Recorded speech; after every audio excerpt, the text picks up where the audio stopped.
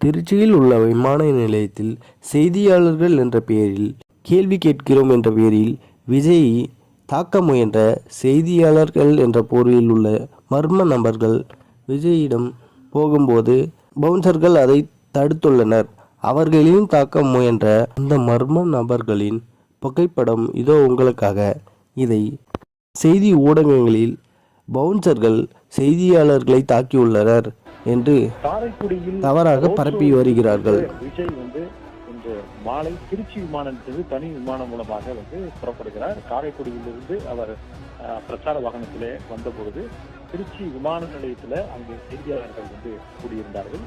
செய்தியாளர்கள் வழக்கமாக எந்த அரசியல் கட்சி தலைவர்கள் வந்தாலும் அவர்களை பேட்டி எடுப்பதற்காக திருச்சி விமான நிலையத்தில் இருப்பார்கள். அதே போன்றுதான் விஜய் வந்த பொழுதும் அங்கு நின்றிருக்கிறார்கள். ஆனால் விஜய் வந்த பொழுது அவருடைய பாதுகாவலர்கள் பவுன்சர்கள் அவரை சுற்றி ஒரு வட்டமாக நின்று கிட்டே அனுமதிக்காமல் நின்றிருக்கிறார்கள். அப்ப செய்தியாளர்கள் வந்தபோது அவர்களை தள்ளியதாக தெரிகிறது.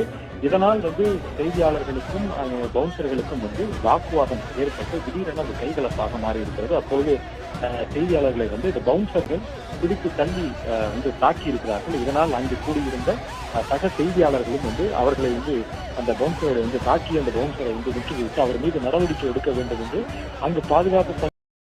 இதோ இந்த காட்சியில் பாருங்கள். மன்னிப்பு கேட்கும் பவுன்சர்கள், அதை மிரட்டும் அந்த மர்ம நபர்கள். முதலில் தாக்குவது யார் என்று பாருங்கள். செய்தியாளர் என்ற பெயரில் உள்ள மர்ம நபர் முதலில் பவுன்சரை தாக்கியுள்ளார். அதை தடுத்துள்ளார் பவுன்சர்.